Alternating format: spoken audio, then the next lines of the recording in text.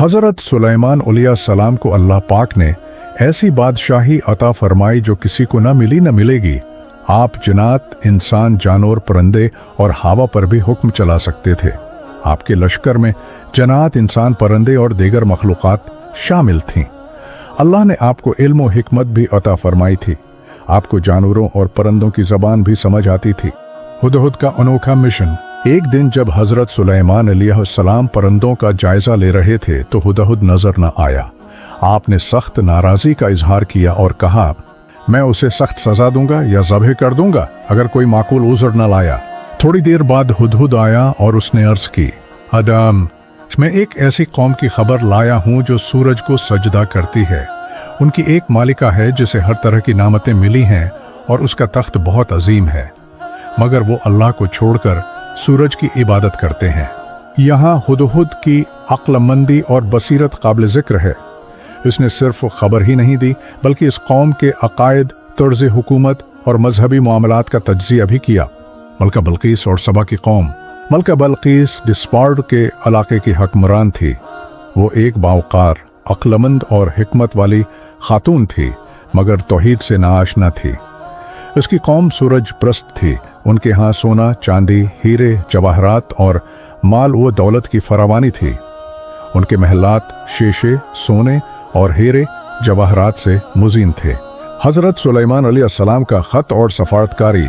हज़रत सुलेमान अलैहिस्सलाम ने हुदहुद के ज़रिए एक ख़त भेजा जिसमें दर्ज था, अल्लाह के नाम से जो निहायत रहम करने वाला है, मेरे सामने सिर झुका दो और इस्लाम ले आओ।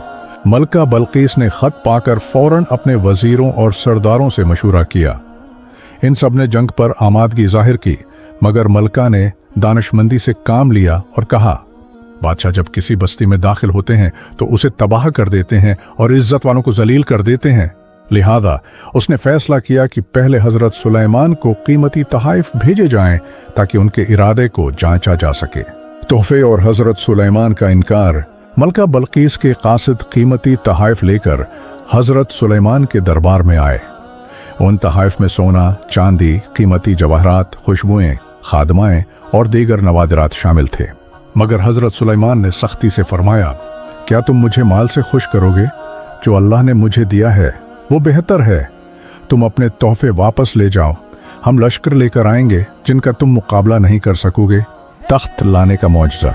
हज़रत सुलेमान अलैहिस्सलाम ने फरमाया, ये कौन है जो मालिका बल्कीस का तख्त उसके आने से पहले मेरे पास ला सके?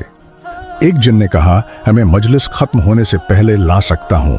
एक शख्स जिसे किताब का इल्म था, मुफस्सिरीन के मुताबिक वो हज़रत आसिफ बिन बरखिया थे, ने कहा, मैं पलक झपकने से पहले ले आऊंगा।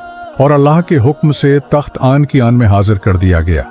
ये न सिर्फ इल्म व ईमान की ताकत का सबूत था, बल्कि ये भी सबक था कि ज़ाहिरी ताकत के मुकाबले में रूहानी ताकत ज़्यादा असर रखती है।